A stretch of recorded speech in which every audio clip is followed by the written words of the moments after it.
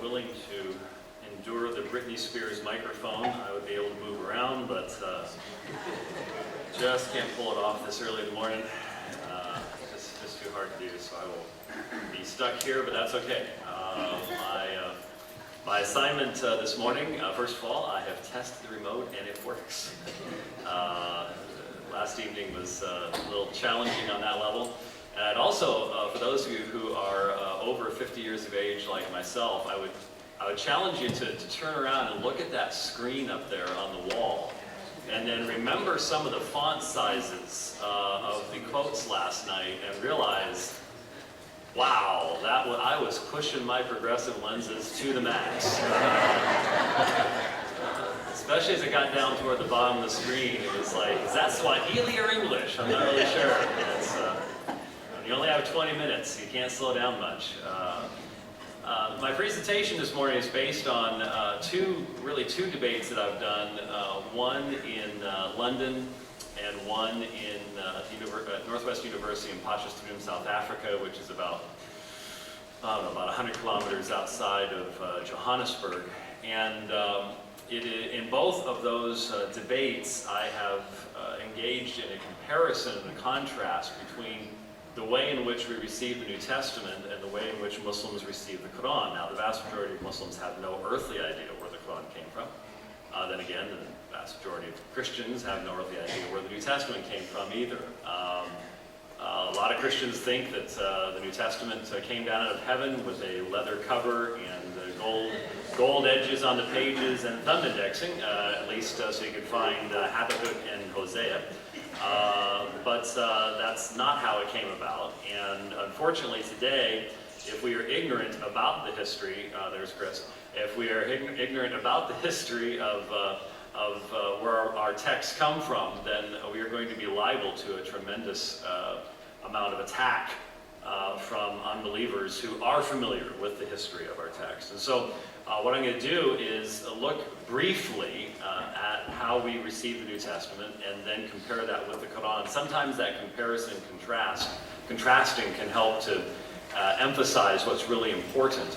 And probably for most of us, this will be new information to invite you to think about the difference between a controlled transmission of a text and a free transmission of the text.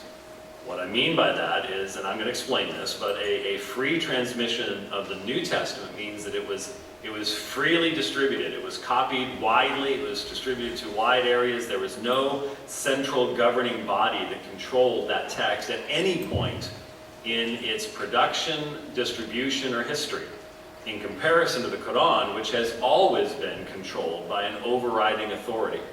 Now, it would seem to most people that it would be better to have the controlled text than the free text. The exact opposite is the case, as we will see. So let's look at that. Let's take a look at that and see how that works out in history.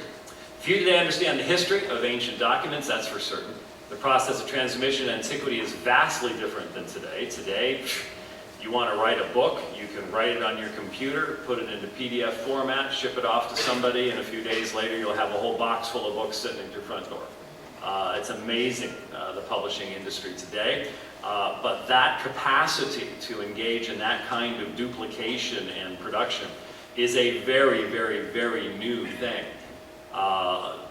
In fact, as far as exactly reduplicating a document, that was not a possibility in human experience until 1949.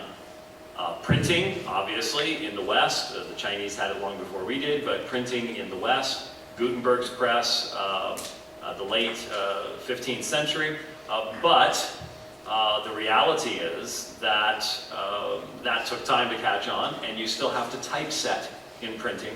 And believe me, I've seen many mistakes made in typesetting. And so until the photographic ability, the photocopier came into existence, you simply could not reproduce a document exactly until the middle of the last century. So how has mankind gotten along? Well, hand copying was the only way to produce documents for distribution until relatively recent times. Every document produced prior to printing and even after printing has been corrupted in its transmission. Corruption simply means that there is any difference whatsoever between the original and the copy that is made. So if you misspell one word, if you skip one period, one comma, that is a corruption. Obviously, it may not impact the meaning of the text. Sometimes corruption can. We all have probably heard about the Adulterer's Bible. It was one of the early editions of the King James Version, where in the typesetting process, the typesetter forgot the word not in the commandment, thou shalt not commit adultery. Many hundreds of copies of this were produced before someone got around to reading the Ten Commandments and went, whoa, wait a minute. And so that would be a corruption. It's not like anyone becomes confused. Oh, we don't know what that commandment is. But that is what corruption is. It's any variation or alteration of the text, no matter how minor it might be. There are over 5,700 cataloged Greek manuscripts of the New Testament, comprising ancient papyri containing only a few lines of text to complete manuscripts in the 15th century. When you hear that number, that would include even little small fragments that might only have a couple of verses or even a few words on it, all the way up to complete copies of the New Testament from Matthew to Revelation, and all sorts of mixtures in between. Especially common are collections of the Gospels together, Paul's epistles together, etc., etc. So there are 5,700, I think right now it's 5,718. The number changes fairly regularly as new manuscripts are found, and as we also discover that some manuscripts we had cataloged as a single manuscript were actually portions of other manuscripts or things like that. So the number changes fairly regularly, including ancient translations such as Latin, Coptic, Sahidic, Bohairic, etc., etc. There are more than 24,000 handwritten manuscripts up to the point of time of printing that are known for the New Testament. No ancient work comes close to the New Testament with reference to the number of witnesses and the number of early witnesses. No work of antiquity, whether it's Pliny or Suetonius or Tacitus or any of the other works that were produced around the same time as the New Testament, none have the level of documentation. Here is a graphic that sort of illustrates that for you. A fellow in Australia put this together. What you have up here are, like here is Homer. That yellow circle there is the number of manuscripts for Homer, 643. And then the distance from here to the circle is the number of years between the time when the work was originally written and the first manuscript we have of it. All right? So, for example, Homer is pretty good. There's only 500 years between when it was written and our first copies. Plato, poor Plato here, has 7 manuscripts, and there's 1,200 years between when it was written and the first copy. So one millennium, 2 centuries later, we have the first copy. That's a long, long, long time. You can see that for many of these works around this period of time. Sophocles, we're out here at 1,400 years. Tacitus is 1,000 years. Caesar is 1,000 years, etc., etc. And fairly small numbers. Now, the big yellow blob is not the sun. That is the New Testament. And you can see in comparison to any other work of antiquity how close it is to the original time of writing, that we have the first manuscripts of it, and the large number of manuscripts that we have in comparison to others. And so when you hear skeptics talking about the unreliability of the New Testament, our inability to know what the New Testament originally read, etc., etc., if they're going to be consistent, they need to be hyper-skeptics and basically believe that we can know nothing about antiquity at all. That we, even though these other works that are on the screen right now are the very basis of our knowledge of ancient history and things like that, if they're consistent, they'd have to say, we don't know what happened in Rome, we don't know what happened in Greece, we can't trust any of these things. Because if they're consistent, the vast majority of them, of course, will not be consistent at all because they have a overriding bias against the New Testament itself. Now, the more manuscripts, witnesses one has, the more variations one will have. I mean, think about it. If you only have one witness, how many textual variants are you going to have? None, because you only have one manuscript, so there can't be any variants. There's nothing to compare it to. As soon as you have 2, any differences between the 2 begin to introduce the idea of textual variation. If you have 10, then 100, then 1,000, the more manuscripts you have, the more variants you're going to have. But which would you rather have? Would you rather just have one manuscript of, say, 1 John, or would you rather have 500 manuscripts of 1 John, coming from different times, different authors, at different places? Many people naturally go, well, I'd rather just have the one because I don't want any variants. But what are you really saying when you say that? if you only have one, what do you have to trust? You have to trust that that one scribe got it right, and we have no way of finding out. If he made an honest mistake and skipped an entire line, which is quite possible to do, we'd have no way of ever knowing that. And that one line would be gone. Would never be able to be recoverable, historically speaking. So the serious student of this subject recognizes that the more manuscripts, the merrier. And of course, for the New Testament, we definitely have the more manuscripts. The more witnesses you have, the confidence you have that you possess the original text increases.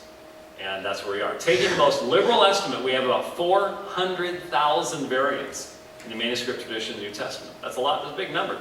However, 99% of these variations cannot be translated out of Greek. That is, they do not impact the meaning of the text. The movable nu, for example. The movable nu is very similar to in English. You're supposed to put an N between prepositions that are the end of the vowel and a word that begins with the vowel. So you're supposed to say an apple. You're not supposed to say a apple. But of course some people forget that. Greek had the same thing, and many scribes, as they were transmitting that text, didn't really get the idea of the movable nu. And there are a lot of variations in the New Testament about movable nus. It has no impact on the meaning. Cannot be translated out of Greek, but that is part of the, again, any variation in spelling counts as a variant. And so when you think that through, there we go. Okay, all right. There we go. Of the remaining variants, the vast majority are simple errors of sight or hearing, depending on how the manuscript was produced. Particularly common was homoiteleuton, which means similar endings. And what you need to understand is that for the first 900 years of the history of the text in the New Testament, it was written in what's called majuscule text. And what that means is you have capital letters, no spaces between words, and almost no punctuation. So it's just a long string of capital letters is what you're copying on a page. And you can see what that would look like right here. Here, for example, is one of the variants that's found in 1 John 3:1. And in 1 John 3:1, if you compare the King James with the modern translations, you will see that the modern translations have a phrase the King James doesn't. It says that we might be called the sons of God, and we are.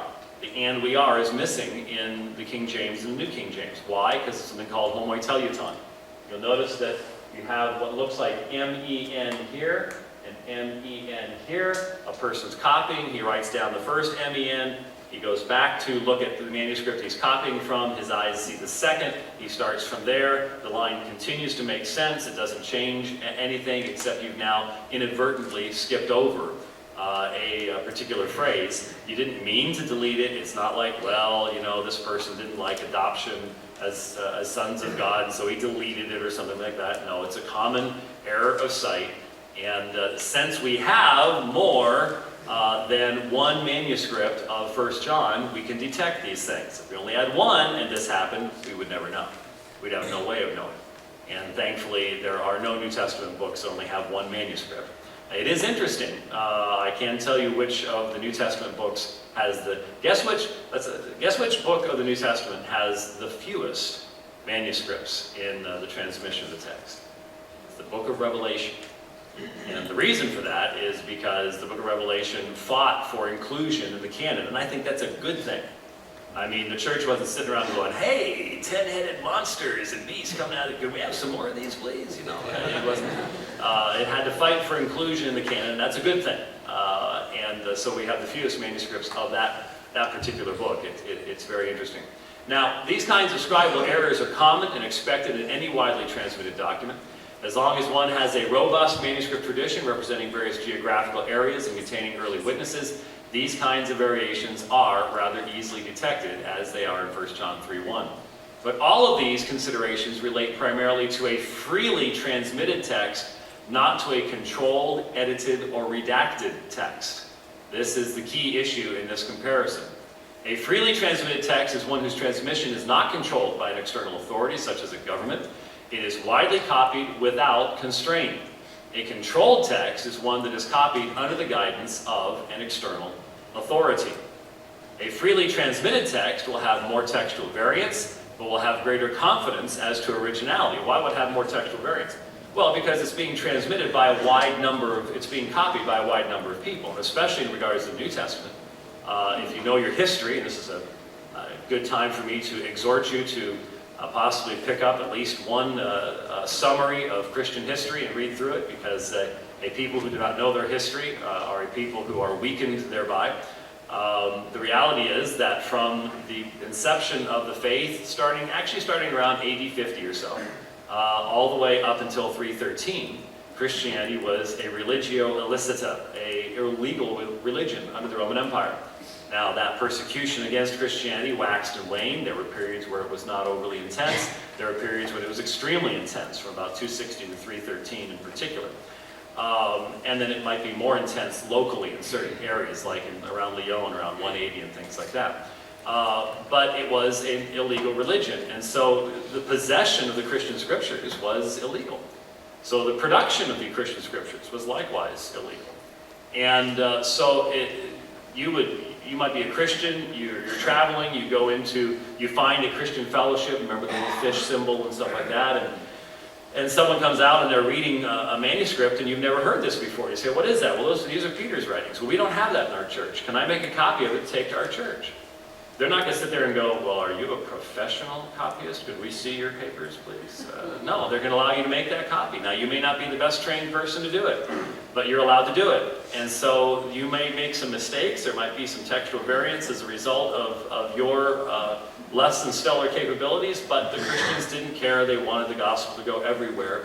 And that's why we have a freely transmitted text written by multiple authors at multiple times to multiple audiences, and then distributed widely without any controlling authority whatsoever. There was no papacy. There weren't a bunch of black hooded monks running around determining what books to copy and all the rest of that kind of stuff like you see in all the silly conspiracy theories on YouTube. So a controlled text will have more uniformity. It'll have far fewer textual variants, which to a lot of folks are like, oh, that's great. The problem is it will have much less confidence as to originality, because if you have a point in time in the early part of the transmission of the text where you have a group come along and make changes and say, this is going to be the final edition, and then you burn everything else, then your confidence has to be that these people got it exactly right, because now you can't go past that point in time in history to go back to the original to find out if they got it right. You have to trust the people that made the redaction did it perfectly. And that's the major difference between a freely transmitted text and a controlled text. Now, a freely transmitted text can promise to present the original readings in its manuscript tradition. We can have confidence that we have the original readings in the New Testament because of the way in which it was transmitted to us. Now, the New Testament is sort of like it's been widely likened to having a 10,000 piece jigsaw puzzle, and you have 10,100 pieces. Now, which would you rather have? If you have a 10,000 piece jigsaw puzzle, does anybody do puzzles anymore? I got any puzzle folks? Oh, see, there you go. Because you can't really do that on a computer. So I just sort of wondered, maybe the one board game that still survives, the Computer Revolution, you know? I mean, Battleship was great. Now you can do it on a computer. But anyway, which would you rather have? If you're doing a 10,000 piece jigsaw puzzle, would you rather have 100 extra pieces you have to work through? Or would you rather have 9,900 pieces and have no way of actually getting to the final form? You've always got holes left in it. Working through those 100 extra can be tough, but it can be done, because what it means is you have all the 10,000 original pieces there. And that's what we have with the New Testament. A controlled text cannot promise the original text past the last redaction or revision, especially if previous versions are destroyed. So you can only go back as far as that last major revision, as far as knowing what was actually in that text to begin with. Now, this is a graphic that I produced, and you'll notice that the manuscripts are moving around there on the thing. And since I actually did this, if you'd like to ooh and ah and do things like that, it's okay. It took a lot of work, but what this illustrates is the way in which the New Testament writings came into existence. You know, for example, Paul writes letters to various churches. And he does so from different places. He's writing from prison, maybe in Corinth, maybe in Philippi. Sometimes we don't know where he's writing it from, but he's writing at different places to different people. So the letters are going to different churches. Peter's writing and Luke's writing, and you have multiple authors. They're not all writing at the same time. The earliest New Testament books could be in the late 40s, mid to late 40s, to as late as 70, and some people would say John is in the 90s. So over the course of about 50 years, and they're being sent to different locations. The point is there was no governing authority that was controlling all of these things. They're going from place to place to place. And then what happens over time is you start getting collections. And so the church at Colossae is told to read the epistle coming from the church at Laodicea, which is probably the book of Ephesians. It was a circular letter circled around, that went around the churches. And they'd want to make a copy of it before they send it on to the next church. And so now you've got two letters. And then someone gets the brilliant idea, let's put all of Paul's letters together. That's called manuscript P46. And it contains all of Paul's letters. Or you then have P66 and P72 and P75, and some of these are gospel manuscripts. Some are 1st, 2nd Peter, Jude, etc., etc. So you have multiple books being put together into a particular collection, as we have there now in the center. And then those get distributed around the Mediterranean world as well. And so you have this widespread dispersion of the text going all over the place as people traveled, especially, thankfully during the period of the Roman peace, the Pax Romana, when you had general travel capacity around these areas before Rome began to break down. So this is how the text of the New Testament was transmitted over time. So it's vitally important to realize transmission of the text of the New Testament did not follow a single line of transmission. The New Testament originated multiple places, written by multiple authors, with books being sent to multiple locations. This means the text was never under the control of a single individual or group at no time in its history. At the time of authorship, or at any point during the time of its transmission, were the New Testament documents under the control of an individual or a particular group. As a result, we can look forward to finding even earlier manuscripts and New Testament documents, as the free transmission of the text has provided us the solid basis for asserting that we continue to possess the original readings of the authors themselves, because of the way in which the New Testament has been transmitted to us over time. The transmission of New Testament textual tradition is characterized by an extremely impressive degree of what's called tenacity. Once a reading occurs, it will persist with obstinacy. It just simply won't go away. Now, why is that important? Well, think about it. This is how Kurt Aland put it. It is precisely the overwhelming mass of the New Testament textual tradition, assuming its wellness of teaching is the Greek phrase, of New Testament textual criticism that provides an assurance of certainty in establishing the original text. We can be certain that among the New Testament manuscripts there is still a group of witnesses which preserves the original form of the text despite the pervasive authority of ecclesiastical tradition and the prestige of later texts. What's he saying? Since once a variant appears, it's going to persist in the manuscript tradition. That might sound bad. That means the mistakes continue on. That's true, but what does it also mean? It means the original readings continue on as well. And that's the foundation we have when you're looking at a textual variant. And there are a couple really tough textual variants in the New Testament. You can have an assurance that one of those readings is the original reading. If you couldn't have that assurance, then it's all just an academic exercise.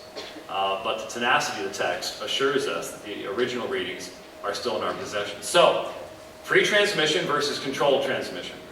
Multifocality, multiple authors, multiple audiences, and the tenacity of the text, very, very important in understanding how the New Testament was transmitted to us today. Now, I need to have our gentleman up front there escape out of that and move over to, there's one of my fractals, by the way. Yeah, there's one of my, I've done fractal art for years now. And we'll move over to the Quran. Wrong one. Another one.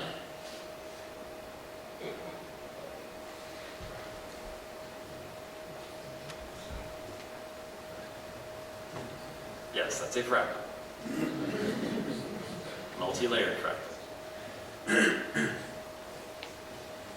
There we go. All Now, let's compare what we just looked at with the New Testament to what we have in the text of the Quran. We are to apply the same standards here that we did in examining the New Testament. Was the transmission of the Quran a free transmission or a controlled transmission? Well, Muslims and non-Muslims both agree. Now this is a quote. This is a quote from a Muslim source. Muslims and non-Muslims both agree that no change has ever occurred in the text of the Quran. The above prophecy for the eternal preservation and purity of the Quran came true not only for the text of the Quran, but also the most minute details, its punctuation marks as well. It is a miracle of the Quran that no change has occurred in a single word, a single letter of the alphabet, a single punctuation mark, or a single diacritical mark in the text of the Quran during the last 14 centuries. That's the kind of stuff that is being produced and read by Muslims, and most Muslims actually believe that that is the case. The reality is that the Muslim has significantly less basis to have confidence in the text of the Quran than the New Testament believer does, and that despite the fact that the Quran is 600 years younger than the New Testament, and hence had to go through a much shorter period of transmission via means of handwriting. That statement from that text there we'll see is completely wrong. At this point, there is truly no question that scholarly sources, Islamic and non, both attest to the same story. What is that story? Well, here, for example, is an Islamic-produced one page of about a 5-page chart that is found in the Al-Mushaf al-Sharif, which is a top copy manuscript published 2007. I have the cheapy version of that, which was the $250 version. The full-size version was like $5,000 bucks. We couldn't quite afford that. But this is a chart showing variations between the major mushaf or manuscripts of the Quran. Quranic scholarship historically has known that there are variations in not only in the punctuation marks and readings of the Quran, but in the actual wording of the Quran from the very beginning. The earliest tafsir literature, tafsir is commentary on the Quran. The earliest tafsir literature is filled with references to variations, especially those found in the manuscripts of Ibn Masud, as we'll see here in a moment. But here in 2007, a Turkish group of Islamic scholars producing material like this, further demonstration that the Muslims are aware of this as well, at least the Muslims who are in a position of studying scholarship and not just repeating what is being told. Here's an example. Let me explain very quickly here, what a palimpsest is first. A palimpsest is a manuscript. Many of the manuscripts were made of what's called vellum or parchment, which is made from animal skin, extremely thinly sliced animal skin. It's amazing how thinly they could do this, how high quality parchment could be made in the ancient world. But since it is animal skin, and not like our paper, which is very brittle and fragile, you could wash off the ink and reuse it for something else. So a palimpsest manuscript is, we discovered that you would find these manuscripts, and if you looked really carefully, it looks like there's some scratches on the surface. Well, lo and behold, when you examine it under ultraviolet light or infrared light, depending on what kind of inks were used and things like that, you can still read what had been scratched into the surface of the animal skins in the original. And so you've got an undertext and an overtext. And through the use of ultraviolet light primarily, you can read the undertext. And so we have discovered some palimpsest manuscripts of the Quran that may well give us a text that goes farther back. And so here's an example of that. You have the Fogg's palimpsest manuscript at Surah 222. A surah is one of the 114 surahs of the Quran, so it's a chapter of the Quran, basically.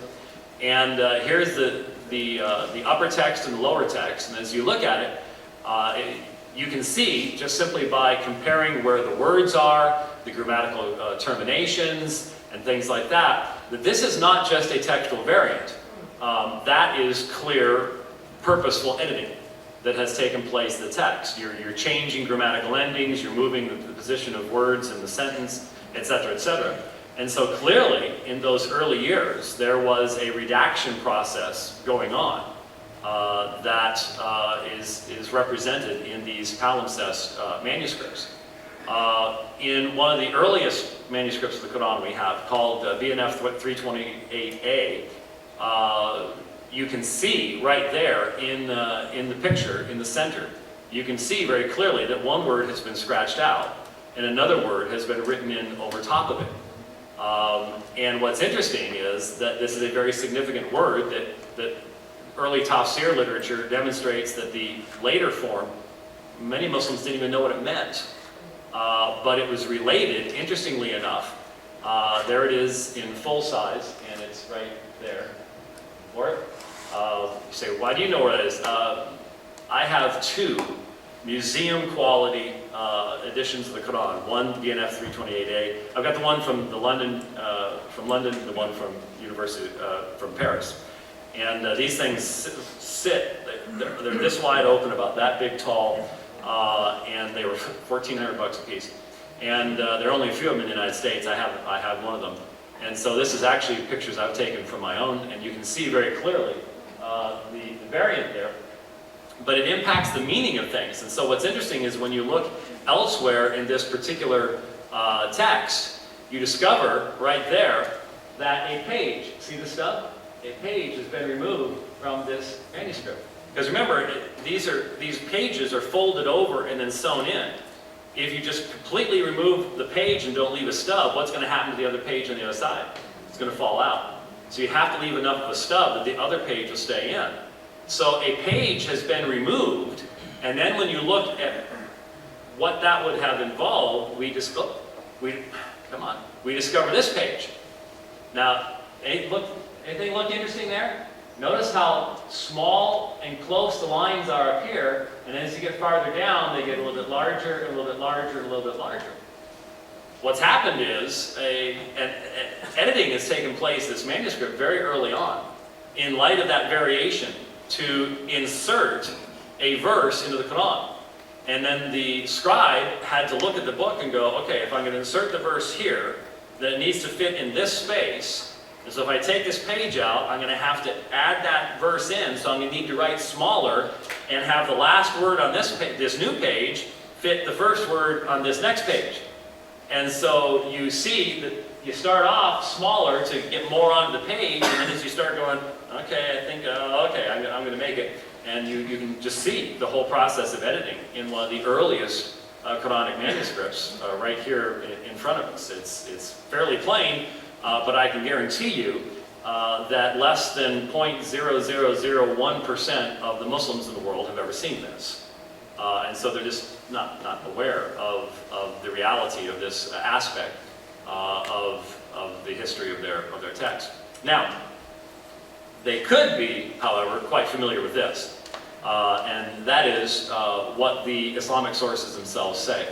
Narrated Zayd bin Thabit, here we go, using the progressive lenses once again. Abu Bakr as-Siddiq, Abu Bakr was the first caliph after Muhammad, sent for me when the people of Yamama had been killed, that is, a number of the Prophet's companions who fought against Musaylima. Abu Bakr then said to me, Umar has come to me and said, casualties were heavy among the Qurra of the Quran, that is, those who knew the Quran by heart, on the day of the Battle of Yamama, and I am afraid that more heavy casualties may take place amongst the Qurra on other battlefields, whereby a large part of the Quran may be lost. There's this great battle. A number of the Qurra, people who had memorized the Quran, had died. And so someone comes to the caliph and says, you know, if we lose any more of the people that have memorized all the Quran, we're not going to have any of the Quran left. Well, what does that mean? That means it was not in written form yet. If a large part of the Quran could be lost in another battle, that means it's not written down. It's only in the memories of individuals. And that's what the concern is all about. So, therefore I suggest you, Abu Bakr, order the Quran be collected. I said to Umar, how can you do something which Allah's apostle did not do? So there you have the first caliph saying, Muhammad never wrote down all the Quran. Most Muslims today think that he did, that he had it written down before he died. That's a later story. The earliest stories say otherwise.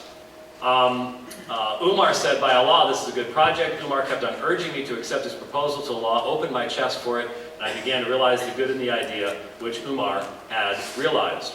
So I started looking for the Quran and collecting it from what was written on palm stalks, thin white stones, and also from the men who knew it by heart, until I found the last verse of Surah Al-Tawbah, Surah 9 on repentance, with Abi Kazami al-Ansari, and I did not find it with anybody other than him. So here is the process for the original collation and collection of the Quran. It happens after the last prophet, after the last inspired person. And it involves collecting thin white stones and palm stalks and things that, individual verses have been written on, but primarily the memories of individuals.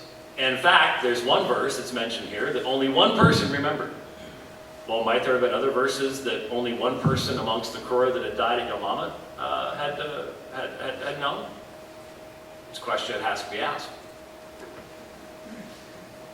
The verse is, verily there has come unto you an apostle Muhammad from among yourselves, agrees that you should receive any injury or difficulty till the end of Surah Tabara, in other words, Surah 9, 128 through 129. That was the one that only one person knew. Then the complete manuscripts of the Quran remained with Abu Bakr till he died, then with Umar till the end of his life, and then with Hafsa, the daughter of Umar. So there's one manuscript. Now it exists, but it's not being copied. It's in the possession of Abu Bakr's family. Hudayfa bin al-Yaman came to Uthman. Hudayfa was afraid of the people of Sham and Iraq's differences in the recitation of the Quran. So he said to Uthman, now we're about 18 years later. Uthman is the third caliph. He's after Umar. And so, O chief of the believers, save this nation, listen to this, before they differ about the book, the Quran, as Jews and Christians did before. So they're concerned there's going to be disagreement as Jews and Christians had disagreed. And so that's an interesting admission. So Uthman sent a message to Hafsa saying, send us the manuscripts of the Quran so that we may compile the Quranic materials in perfect copies, return the manuscripts to you. Hafsa sent it to Uthman. So that one that was collected before is sent to Uthman. So they just copy it and send it out? No, because notice what else is said. Uthman then ordered Zayd bin Thabit, Abdullah bin Azuzabair, Zayd bin Alas, and Abd al-Rahman bin Harith bin Hisham to rewrite the manuscripts in perfect copies. Uthman said to the three Qurayshi men, in case you disagree with Zayd bin Thabit at any point in the Quran, then write it in the dialect of Quraysh. The Quran was revealed in their language, in their tongue. Why are they doing an entire revision of this? Why not just recopy the other one? But they are doing an entire revision of the Quran at this particular point in time, about 20 years after the death of Muhammad. They did so, and when they had written many copies, Uthman returned the original manuscripts to Hafsa. Uthman sent to every Muslim province one copy of what they had copied in order that all the other Quranic materials, whether written in fragmentary manuscripts or whole copies, be burnt. Now, if you're just copying what you had before, why are you burning the stuff that you're making the copies with? And why are you commanding everybody else to give up their manuscripts and have them burnt and now accept your official version? It'd be like the current administration sending out a new translation of the Bible and saying, use this, burn what you have before. Probably wouldn't work real well, would it? No, I think most of us would be hiding stuff all over the place. I do not want the U.S. government edition of the New Testament. Not interested. Okay, not. Zayd bin Thabit added, a verse from Surat Azab was missed by me when we copied the Quran, and I used to hear Allah's apostle reciting it. So we searched for it and found it with Kazaymi bin Thabit al-Ansari. That verse was, among the believers are men who have been true to their covenant with Allah, Surah 33:23. So even 20 years later, they're still finding verses that have never been written down before in the process of the collation of the Quran. And again, this is from Sahih al-Bukhari. This is from the most reliable collection of hadith among Sunni Muslims. This is not something we've made up. This is from their sources that we're reading up to this point anyways. The result was that back up. Now we're leaving Islamic sources, and now we're going to one of the earliest Christian sources writing in response to Islam. And this was the Christian Al-Kindi. And it's fascinating that he has access to pretty much the same information that Bukhari did. Notice what he says. The result was that in the Caliphate of Uthman, it was discovered that there was no consensus to the true text. One man then read one version of the Quran, his neighbor another, and differed. One man said to his neighbor, my text is better than yours, while his neighbor defended his own. So additions and losses came about and falsification of the text. Uthman was told that various versions were in use, the text was being tampered with, and that strife with all the mischief of party spirit was being engendered. They said, we do not believe that matters can continue as they are. It is an affair of urgency. We are slaying one another. The sacred book is corrupted. A second apostasy is imminent. Ubay, son of Ka'b, was dead before it was made, while Ibn Masud refused to give up his copy of the Quran, So they drove him from his post in Kufa and appointed Abu Musa as governor's place. Now, let me just mention, Ibn Masud, Abdullah ibn Masud, was one of 3 men that in the Hadith, Muhammad had said, if you want to know the Quran, go ask Ibn Masud. And when Uthman created his version of the Quran, he did not ask Ibn Masud's help. And so Ibn Masud wanted nothing to do with Uthman's version. And he said, I'm the one who knows the Quran. And early tafsir literature is filled with references to where Ibn Masud's Quran differed from Uthman's in a number of different places. Not just in dialect, but in the actual wording of the text. The number of surahs that he had. Ubay ibn Ka'b had a different number of surahs than are in the current Quran today. Again, the vast majority of Muslims utterly unaware of this. This isn't something that is a general topic of discussion in the vast majority of mosques in the Islamic world today, though in the past it was more generally known. When the revision had been completed according to various manuscripts, 4 copies were made in large text. And now watch this. Al-Kindi knows where they were sent. He has more information than even Bukhari records. One of which was sent to Mecca, a second remained in Medina, a third was sent to Syria and is today in Malatya. He knows where it ended up. Next, Uthman gave directions that the leaves and sheets of the Quran should be gathered in from the provinces. He ordered his agents to collect all they could lay their hands on and destroy them until it should be certain that not a sheet remained in the possession of any private individual. This is a governmental redaction of the text and a governmental suppression of other versions of the text. Now so is this a free text or a controlled text? This is a controlled text that we're talking about here. Heavy penalties were threatened against the disobedient. All the leaves they could secure were shredded and boiled in vinegar till they were sodden. Nothing remained, not even the smallest fragment that could be deciphered. That's a pretty major project. You know what happened between Ali, Abu Bakr, Umar, and Uthman, how they hated each other and quarreled and corrupted the text, though each one tried to oppose his neighbor and to refute what he had said. Pray, how are we to know which is the true text, and how shall we distinguish it from the false one? This was one of the earliest Christian writings responding to Islam. And he is clearly he's done his homework. He's done his homework. Al-Kindi is a fascinating read. It really is. Now, which methodology gives us the most certainty as to the real question? Do we possess the original words of the authors we believe to have been inspired by God? The free transmission of the New Testament text precludes editing and revision, and the manuscript traditions show us tenacity. The original readings still exist in the manuscript tradition of the New Testament. But the controlled transmission of the Quran, together with the Uthmanic revision, the possible later work of Abd al-Malik around 705 or so, and the evidence of the differing traditions of Ibn Masud, Ubay ibn Ka'b, and possibly others, such as the Sa'ana manuscripts, raises serious questions as to the originality of the Uthmanic tradition. Now, if you talk to a Muslim today, they're going to whip out this Arabic Quran, and they're going to say, this is it. This is exactly what was given to Muhammad. And they believe that.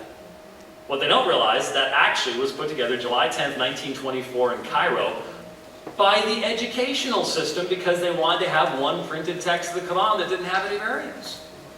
And so they printed one edition. It wasn't a bunch of scholars that got together and compared the best manuscripts, anything like that. They just produced one edition, and it has become the worldwide standard. So much so that I've listened to Muslim scholars who were trying to quote a text from the Quran off the top of their head. I know this one who is Hafiz. He's memorized the entirety of the Quran, and normally he just quotes it off. But we all know sometimes your tongue gets in front of your eye teeth, you can't see what you're saying. And you stumble over even verses that you've quoted over and over and over again. What did your mom used to say that too? Because that's your mom knew my mom. Because that's where I got it from. Is that a Midwestern thing? I think I'm not sure, but anyway. He was trying to quote a verse one day, couldn't get it to come, and so this is what he said. Well, it's in whatever surah it was. It's in Surah 33. Right-hand side of the page at the top.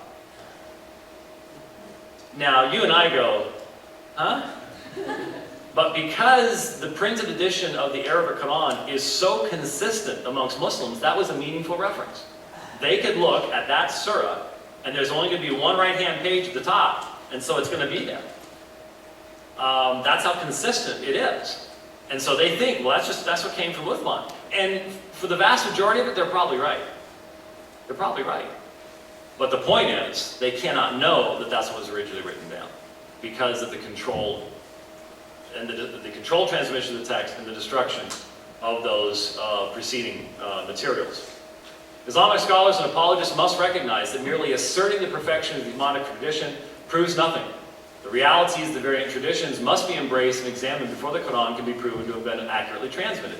Does anybody here have with them their critical edition of the Greek New Testament? Any geeks today? Oh yeah, on your iPad, yeah. I didn't know if there might be any Nestle-Aland text hiding out there or something like that. We have numerous editions of the New Testament. The two right now are the Nestle-Aland 28th edition and the United Bible Society's 5th edition just came out a couple weeks ago. And if you look at them, they'll be textual footnotes, they're critical editions, they give you the variants, they give you the manuscripts. No such thing like that exists for the Quran. If you look at the 1924 Arabic printing, there are no notes. There's no variant readings noted. There's no manuscripts listed. It's just the text. And we are much richer for having the notes. Now, the Muslim thinks that the notes destroys the validity of our text because they don't realize their text needs notes but doesn't have them. So they think that means the perfection of their text versus the imperfection of ours, not realizing that their text has come to them with a history they just simply don't know. And the study of the Quran on this level is in its infancy. It is in its infancy. And the impetus behind most of this study today is not coming from Islamic scholarship, it's coming from Western scholarship, actually. Okay? So, there is a comparison. Free transmission of the text versus the controlled transmission of the text. Once you have a controlled text, your confidence can only be as great as your confidence that the original people who controlled the text would not have tampered with it. One of the problems is, remember I showed you where the tampering in that one text had been? That particular word that the variant is about is very much a part of how authority in Islam was to be transmitted over time. And those of you who know history know that the fundamental reason for the split between the Sunnis and the Shias was over succession in power in the Islamic community. It was the central issue. And lo and behold, we have tampering of the text about that very issue. So how can you have confidence? That's the question. Will more manuscripts of the Quran be found? Well, I'm a little concerned because when I first started studying this, we'd all of a sudden hear about a palimpsest manuscript of the Quran coming up for bidding at Sotheby's in London or something like that. One of the big, important houses where things are sold. And then all of a sudden it would be bid on by an anonymous bidder and disappear. No one knows where it is to this day. There's a lot of money in Saudi Arabia. How many manuscripts are locked away in vaults someplace that scholarship has no access to, that might shed tremendous light upon some of these important variants? But will we ever see them? I don't know. Have they already been destroyed? I don't know. I don't know.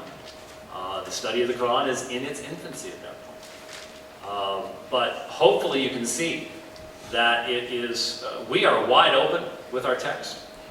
Anybody can buy the Nestle-Aland text. Anybody can buy the UBS text. Our Muslim friends do those things.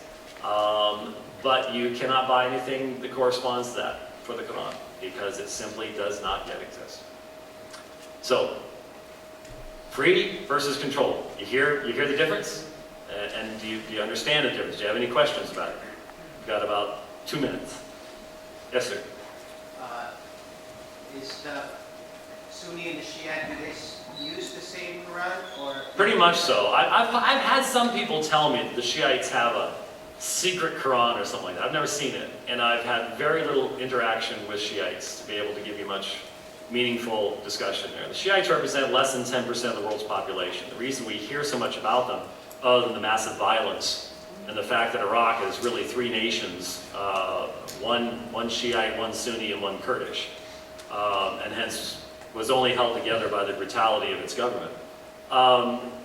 the reason we hear so much about the Shiites is even though they represent less than 10% of the world's Muslim population, they sit on 50% of the oil controlled by Muslims.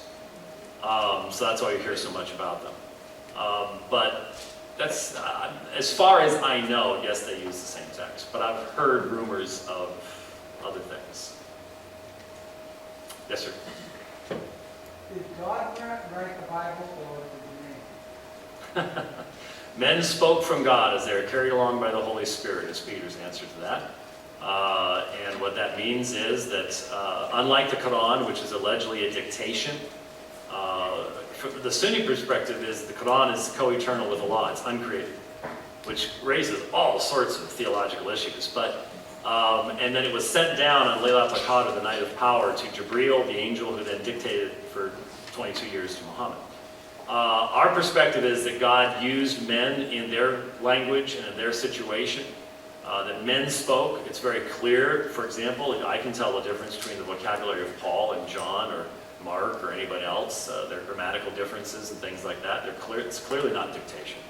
But men spoke from God as they were carried along by the Holy Spirit. So the result is, as Paul puts it, all Scripture is theopneustos, not Scripture writers. It's the result of the process that is God-breathed.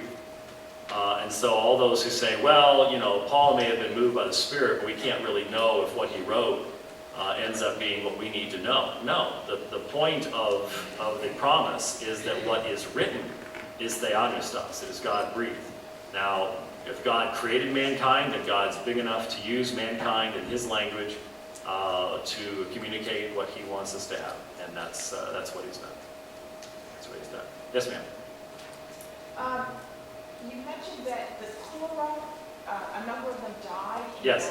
battle, and along with it, their memory of the Quran. So my question is, from what did they memorize the Quran? How did they get to memorize it? When Muhammad would sort of enter into this trance-like state, sometimes shaking, sweating, curling up in a ball, there were some interesting phenomena that would accompany these periods of revelation. When he would come out of that, he would then recite what he had heard from Jibreel, and his followers would memorize what he then recited to them. And so he was followed around by a group of people, and once they memorized it, then they passed it on to other people. Now, the problem is, memorization, that kind of memorization versus written form is a little scary.